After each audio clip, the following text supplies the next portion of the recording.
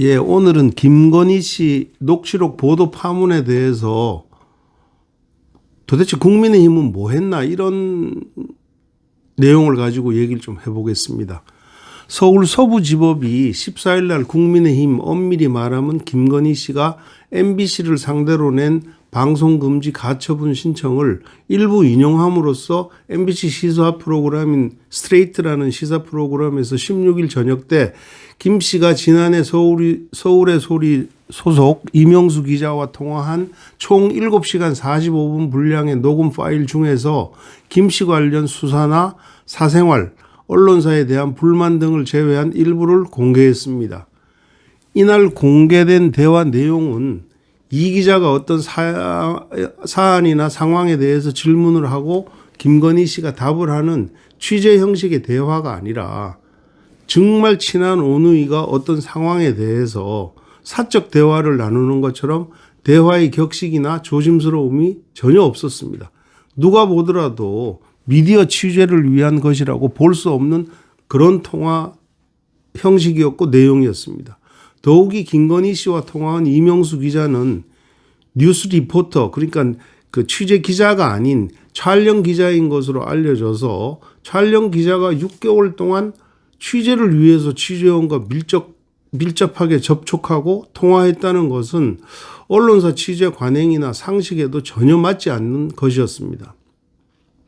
이날 보도된 내용만 보면 대선에 무슨 커다란 영향을 미칠 만큼 핵폭탄급 내용도 아니었고 그저 흥미 유발을 위한 황색 저널리즘 아니었나 싶을 정도였습니다.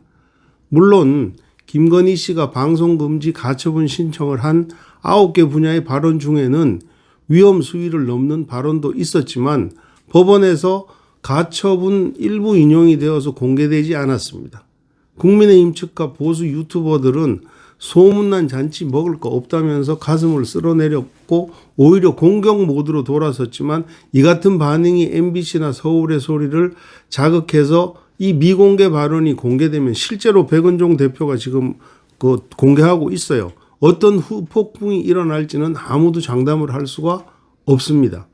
이번 보도 파문 사건을 보면서 정말 안타까운 것은 이해 당사자인 국민의힘이나 대다수의 언론 학계, 법조계에서조차도 국민의 알 권리를 전가의 보도처럼 내세우며 수박 겉핥기식으로 비판만 그냥 조금 했을 뿐이고 언론의 기능과 기자 취재 윤리 등 그 근본적인 문제에 대해서는 신랄하고도 통렬한 지적이 없다는 것이었습니다.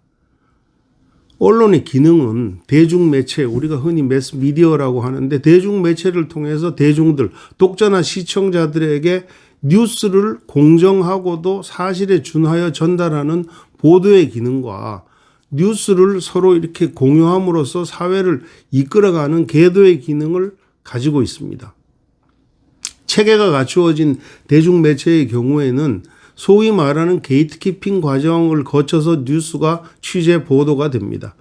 게이트키핑 과정이라는 것은 국민의 알 권리를 충족시키면서도 취재 과정에서 과연 기자 윤리는 지켰는가, 취재원 보호는 확실히 했는가, 내용이 사실에 근거했는가, 의도적인 여론몰이성 보도가 아닌가 등에 대해서 오전, 오후, 저녁 하루에 3번씩 편집회의를 거쳐서 뉴스를 취재하고 보도하는 과정을 얘기합니다. 그런데 요즘 이렇게 접근의 편리성 그런 것 때문에 인기를 끌고 있는 인터넷 매체, 유튜브 방송, SNS를 활용한 온라인 매체, 1인 미디어 이런 데는 빈약한 인력과 자금력으로 운영이 되다 보니까 그냥 게이트키핑 과정 없이 기사의 오류성과 편파성이 우려되는 보도를 마구 쏟아내는 거죠. 그냥 검증 없이 막 내는 겁니다.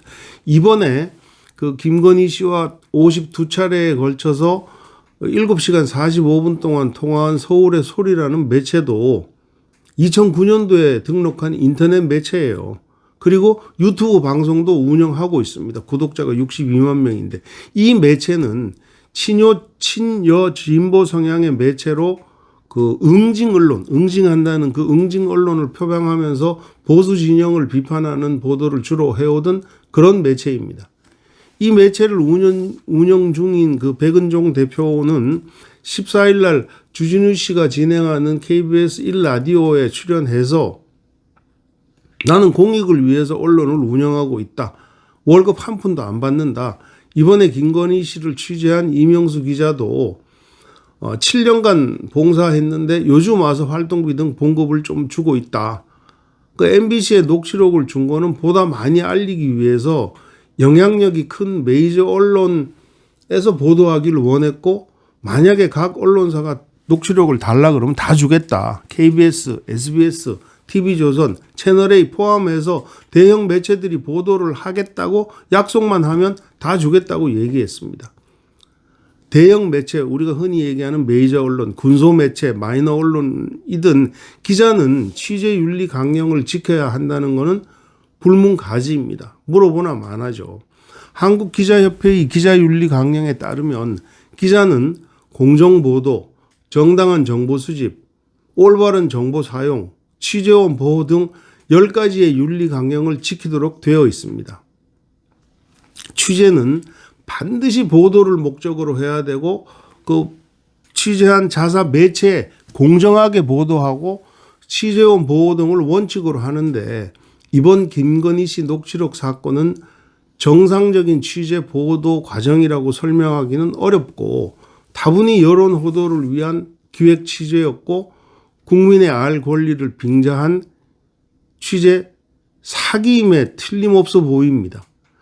이러한 과정을 알면서도 그 파일을 제공받아서 보도한 MBC나 언론의 기능과 취재 윤리를 오로지 법적인 기준으로만 판단해서 가처분 일부 인용 판결을 내린 법원도 언론 역사에 큰 오점을 남긴 것 같아서 안타깝습니다.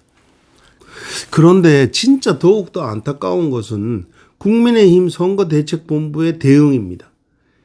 김건희 씨가 6개월 동안 친여 진보 매체 기자와 52차례나 통화를 했는데 그 과정과 통화 내용을 어떻게 전혀 모를 수가 있냐는 것이고 유력 대선 후보의 아내로서 영부인이 될지도 모르는 김건희 씨에 대해서 미디어 대응팀조차 꾸려놓지 않았다는 점입니다.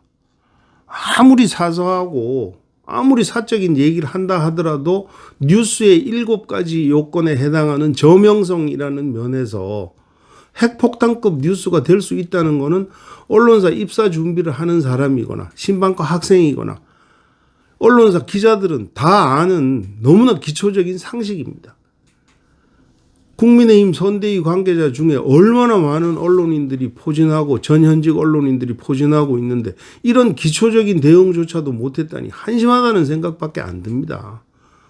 더욱이 김건희 씨 녹취록 방송 얘기가 수면 위로 딱 떠오른 12일 날 오마이뉴스 보도에 그때부터 찌라시에 떠도는 발언 내용을 보고 국힘에서 법적 대응을 한답시고 방송 금지 가처분 신청이나 하고 MBC를 항의 방문하고 또 방송 패널로 여러 사람들이 나와서 목리 부리듯이 그건 의도된 불법 기획 취재예요. 그렇게만 대응을 하니까 국민들로부터 전혀 설득력을 얻지 못하고 오히려 국민의힘이 언론 탄압을 하고 있다는 여론에 휘말리기까지 했습니다. 예전 오프라인 시대와는 달리 온라인 오프라인 시대인 요즘에는 김건희 씨 녹취록 원본 파일까지는 아니더라도 발언 내용 요약본이 12일 당일 삽시간에 다 퍼져서 알만한 사람들은 다 아는 내용이 되어버렸습니다. 저도 그 내용 다 받았어요.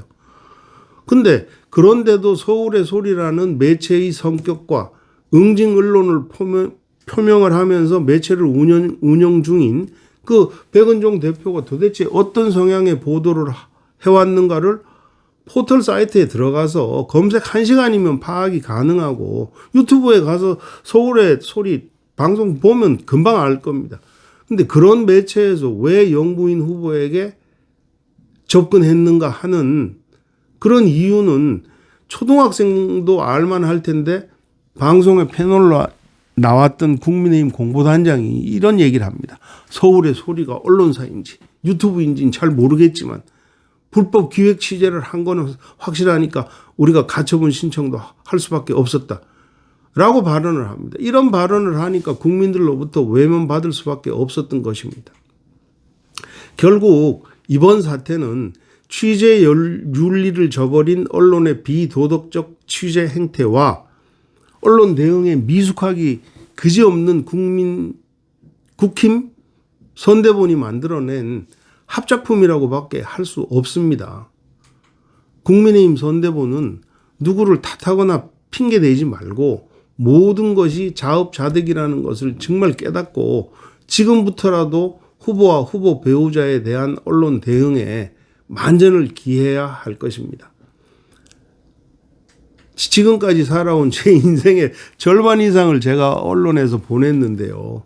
요즘처럼 제가 언론인이었다는 거, 언론인 생활을 하고 있다는 거에 대해서 자괴감과 허탈감을 느끼기는 이번이 처음입니다.